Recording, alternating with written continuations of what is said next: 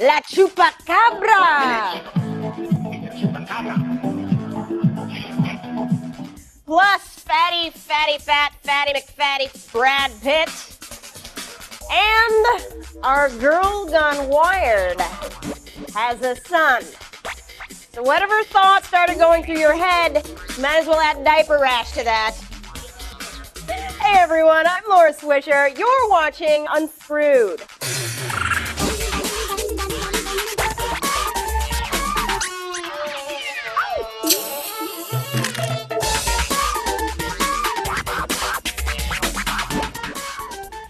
And here he is, a man whose nickname in high school was Chupacabra, Martin Sargent. All right, ladies and gentlemen, thanks so much for being here.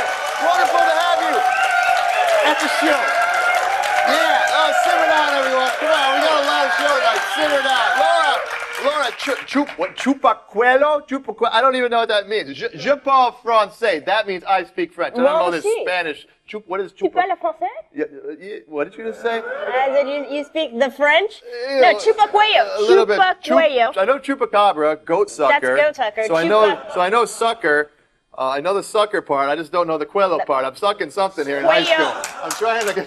Cuello, folks at home. Cuello, neck. Oh neck. Yeah. That's true. That's true. I was quite Chupacuelo in high school. Did you see that chick's neck, man? It looked like a brown recluse bitter. Yeah. Because you're that nasty. good. I am. Ooh. She liked that. Oh, I made varsity and hickeys in high school. Hey everyone, welcome to Unscrewed, the show that's like a gimp-paw dingo limping through the sun-baked outback of internet culture. I'm television's Martin Sargent. And ladies and gentlemen, television's Martin Sargent is lonely. It's true. It's true. Sometimes it seems like my only friends are old man whiskey and his gandy-legged stepping partner, internet porn.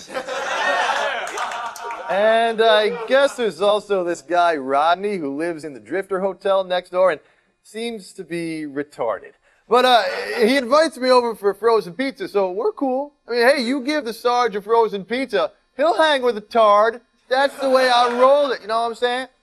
Anyway, I was riding the internet porn carousel one night, and I somehow got linked to this site, realultimatepower.net. And suddenly, it's all about ninjas, and the idea of having a ninja to pal around with, to do all those cool ninja tricks, like, you know, climbing up walls and flying around with swords and all that crap, was pretty appealing. So I filled out the form, paid my fee, and early the next week, there arrived on my doorstep a new friend, my little ninja. Yeah, it was awesome. Right from the start, we had so much fun. I mean, we played Frisbee in the yard. Man, that ninja was so agile, but he was a little high-strung, But one of my favorite things to do with my ninja was to take him on walks, and he gets so excited. It's too bad I live in a city, though, because I had to keep him on the leash at all times. And sleep was a little short, but best of all, my little ninja made it easy to meet the chicks, yeah. A ninja! Is he yours? He's so cute. Yeah, he's just a little guy. Barely even a yellow belt. Wow. Ooh, all of a sudden, man, I was having a blast. I mean, I was having sex all over the place. Yeah, and because the little honey babies were impressed with my incredible ninja. That's what did it. But to be honest, there were downsides, too. Ninja, get out of there! Yeah, even though my ninja was always eating my food and crapping on my floor, and yes, you know, sometimes killing people, like the UPS man and the cable guy, and also one of the neighborhood children, I'd still be a liar if I told you that I didn't love that crazy little ninja fella. But then one day, when my ninja and I were relaxing together in the yard, something terrible happened.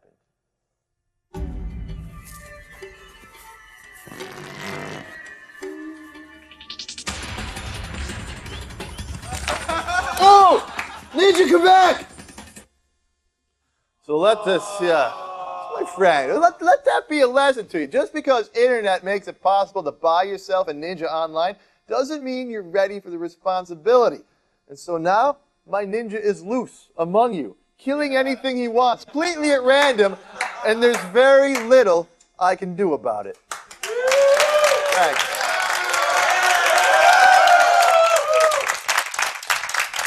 All right, enough of that. No, misty-eyed. It's now time when our staff scientist, Dr. Peterson, answers a pressing scientific question of the day in a segment we call Mysteries of Science Explained. Mysteries of Science Explained! Oh, hello, and welcome to Mysteries of Science Explained. Have you ever seen a bird flying? You have? But have you ever stopped to wonder how a bird flies? Me too, and let me tell you, I've killed and dissected a lot of birds. I still don't have a clue. Side note, birds are delicious. All right then. Thank you for watching Mysteries of Science Explained! That was great. Isn't that great, see? That was unexpected. I mean, we thought we were going to learn something about how birds fly. Turns out they're delicious. He dissects the bird. And that's what makes being a part of our live studio audience so wonderful. Unexpected occurrences happen at every turn. That's right. In the fast-paced world of television production, you never know what's going to happen next. Isn't that right, Swish? That's right, Martin. Oh, looks like my ninja just stabbed an audience member in the neck with a sharp piece of bamboo. That was unexpected. Sorry about that. Ma'am, you might want to put a little seltzer water on that to get it out. Hope it wasn't that hot German chick who was here yesterday. No, she looks okay. She's okay. Moral of the story is, if you want free tickets to our sit in our studio audience, all you got to do is go to techtv.com/unscrewed and click on the tickets button. It's right here. It's really simple. And if you want to get applause, just say hot German chick. That's right. That's all you got to do. You might even hook up. You might even hook up with a hot German chick while you're here. That's right. All right, let's get into it. Now, that one didn't get such applause. Boyfriend's like, shut up, Sergeant. Shut up down there. You're never coming to see this a-hole show again. All right, tonight's show has the rich, musky aroma of wolf. You ever smell a wolf, Swish? Yeah. They smell good, don't they? Fact! Many Americans are huge, fat-slinging pieces of fat. But is being fat really a health problem? One of our friends tonight says no. It's okay. And tonight's Girl Gone Wired is not fat. No, rather, she is hotter than a pep rally log fighter on Turkey Day. That's awfully hot. Before all that rant, their livestock are being killed by an animal unknown to science. A panther-like snake-tongued creature called Chupacabra, or goat sucker. Wait, say that again. Chupacabra. The Chupacabra. My first friend tonight says he saw one in his backyard and shot it dead. Via backhand from Elmdorf, Texas. Here's Farmer Devin McAnally. How you doing, Devin? Great to have you here on the program. So, sir, what makes you think you shot Chupacabra? Well, it wasn't identifiable any other way. So let me get this straight. Basically, this animal lopes into your back. Is that what you do every time you see an animal in your backyard? You shoot it? Well, after I shot it, I noticed how strange it was. First of all, I just killed it because it had been killing my chickens. Oh, okay. So you had some cause. It was killing your chicken. What did this Chupacabra-like being look like? Like a dog, except it didn't have any hair, and it had weird slanted eyes and a naked tail. I've never seen anything like it. What did you do after you murdered the Chupacabra? What did you do with the body? Well, first of all, after I got closer to it, after I put it away with one shot and got closer to it, and saw how strange it was, I put 3 more bullets in it.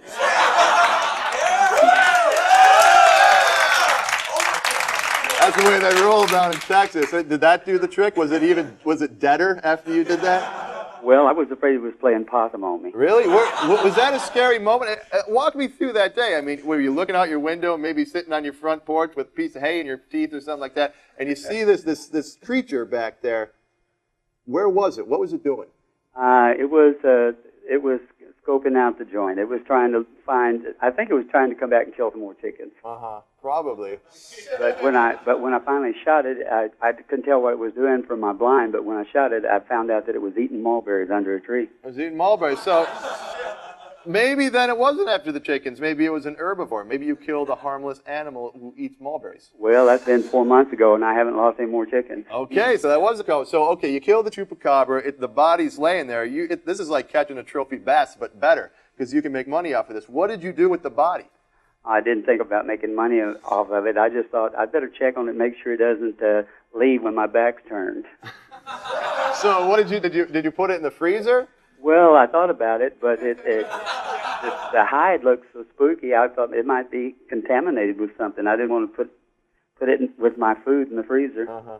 Did you get like the carcass DNA tested to find out if it was actually a chupacabra, not something, you know, the hairless Mexican dog, or maybe, you know? Right.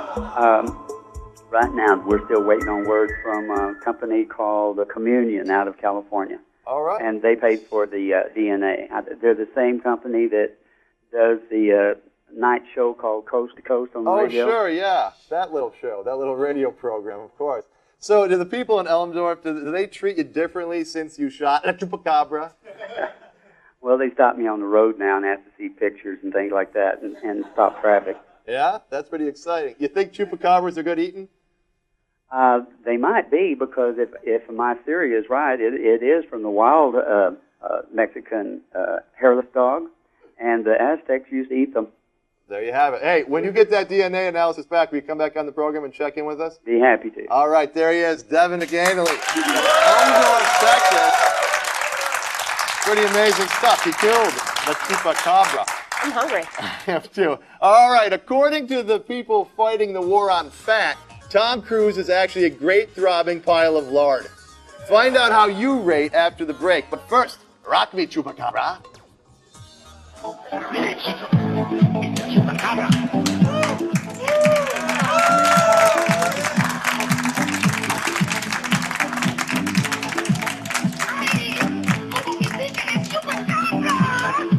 If this is your first night at Fight Club, you have to fight. Fight Club, in stores now. Gentlemen, welcome to Fight Club. Get up! Get up! Get up! Fight! Head for the barricade! Stick 'em! Stick 'em! Head for the barricade! I want you to hit me as hard as you can. Fight Club. Rated M for mature. In stores now. I don't really care what she says. You're not too fat to wear a thong. You think I'm fat? What are you talking about? What am I? You want to go? Huh? Get hot girls to wrestle on command.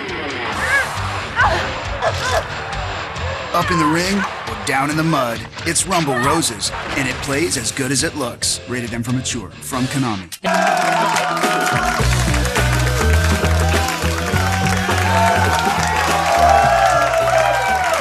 Welcome back to Unscrewed. My next television friend says, ain't no such thing as being obese.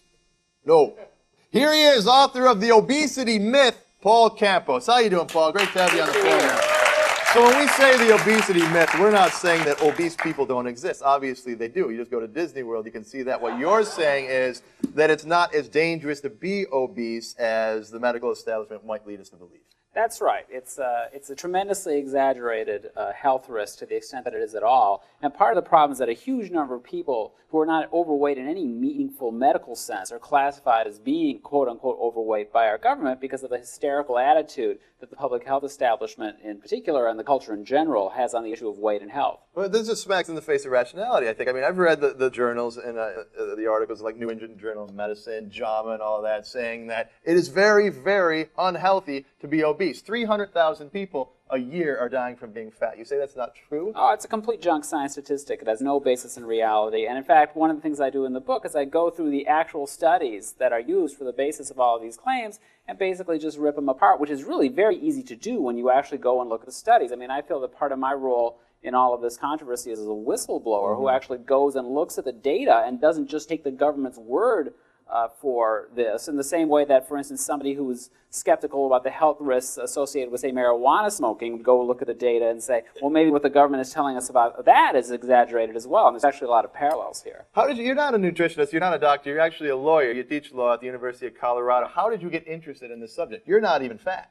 Well, I got interested in it actually because I was doing a conference on the Clinton-Lewinsky scandal, and I discovered that there were all these fat anxieties that were gripping the main participants in that. People always said that Lewinsky was way overweight. Well, Clinton was part overweight, of that always was with the French fries, right? And when I actually, when I researched the topic, I found out for reasons that I go into in the book that that Bill Clinton basically got impeached because he was put on a diet by Hillary Clinton because she thought that he was too fat for political purposes. And, well, it's a complicated story, but anyways, that's how I got into it. It's very complicated. Hillary Clinton wanted Bill Clinton to lose weight, so he ended up getting a Hummer under his desk from Monica Lewinsky. Yeah, basically, that's what happened. What happened is Hillary took away his French chef and replaced him with a low-fat chef, and he lost all this weight, and then he compensated for that in other ways. I mean, that's the way. You know what though? Hillary's got those. She's got hella fat calves herself. Those things are booming. Part of the symptom of how crazy we are about this stuff is that, for instance, someone like Hillary Clinton, who's actually quite thin by any reasonable standard, is constantly getting all this flack about how her calves are so fat. Like, what is she supposed to do about that exactly? Well, run or something. But according to the body mass index, the study, 64.5% of Americans are either overweight or obese. Right. Now, according to the same thing, if we use those statistics, then was it Brad Pitt is actually overweight? Sure. Brad Pitt's overweight. George W. Bush is overweight. And Russell Crowe is obese. Yeah, he's not just overweight, he's considered obese. That's right. How can that be? What, do you think I'm fat, by the way? Well, you're probably overweight according to the BMI. To that scale? That's right. Because I feel gross. My ass is huge. Well, in Los Angeles, everybody feels that way, and understandably so, because you have these ridiculous standards that have absolutely no medical basis, which make 2/3 of the population supposedly dangerously overweight, which is simply not true. It's this alarmist cultural hysteria that we're in the grip of, and the biggest irony here is that the more obsessive we become about this, and the more obsessed we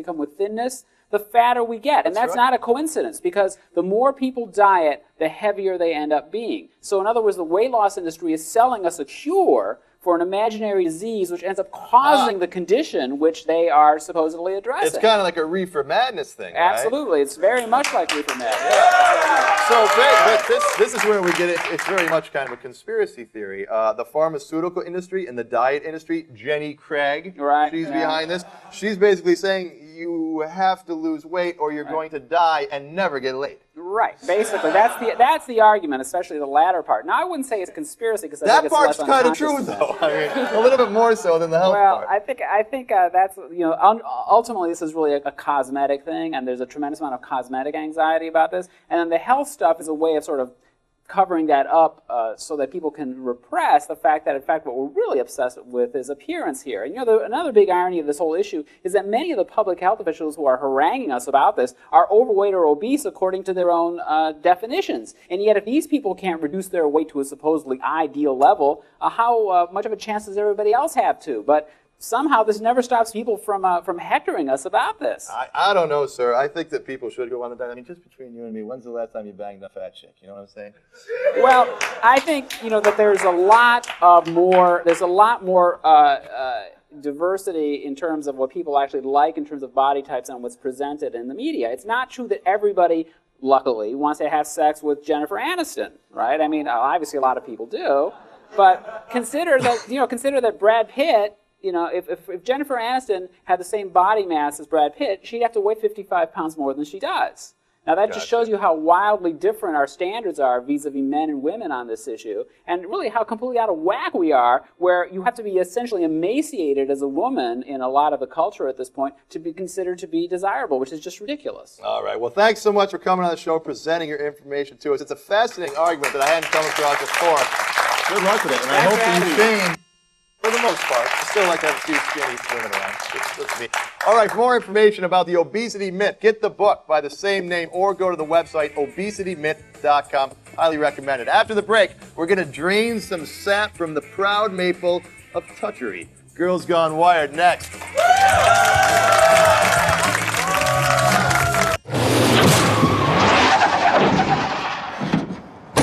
No. Nope. No. You, get in the van. It's Team Bam versus Team Hawk in Tony Hawk's Underground 2. This time, it's not just about skating, it's about mayhem. Tag it, slap it, thrash it, blast it on a totally underground, definitely illegal world destruction tour. Tony Hawk's Underground 2, rated T for Teen. There comes a time when a hero must either accept his destiny or walk away from it. Must either fight or set his gun aside. This is that time. And this is that hero. The other guy? Join Jack and Daxter in their final adventure. The end of an epic. Rated T for Teen.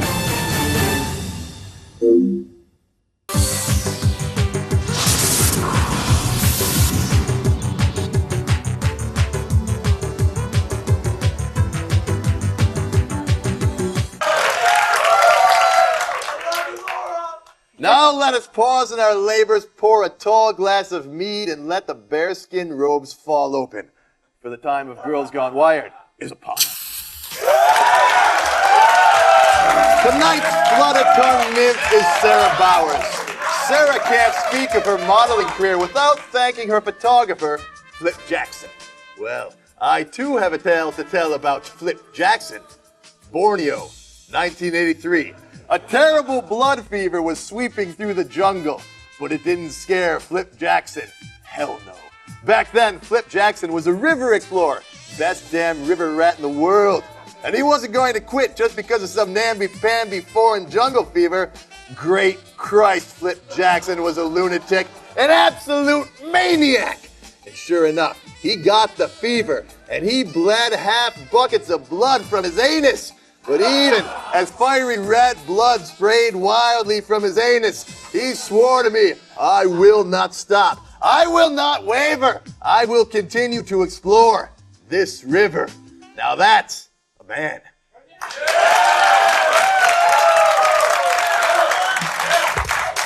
Flip Jackson. Hey, for more pics of Sarah Bowers, hit sarahbowers.net. Coming up after the break, we're going to talk with famed country singer Travis Tritt about his new career, making robots, giant robots, out of trucks.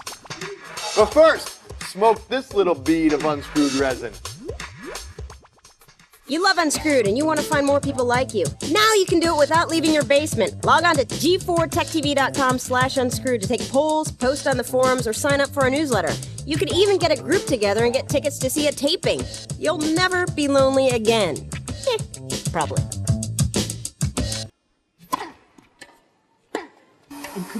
Mom? Introducing Zavix Virtual Tennis. You may forget it's not real. Zavix. Rated E for everyone. Game and port sold separately. When your dad's a king who's lost his crown, my crown! There's only one sponge you can turn to. I'll goofy goober! Today, I'll just have to turn you into men. SpongeBob has a new movie. You have a mustache! So do you! And a brand new squeeze. Look at this little guy. His chops are too righteous! The SpongeBob SquarePants movie, rated PG, starts today. Runtime for Travis Tritt tonight. Good night. Thanks so much for us. Nellie McNally, Paul Campos, Girl Gone Wired, Stare, Flip Jackson, the bloody anus, and the switch. Good night. I won't see you at the bar.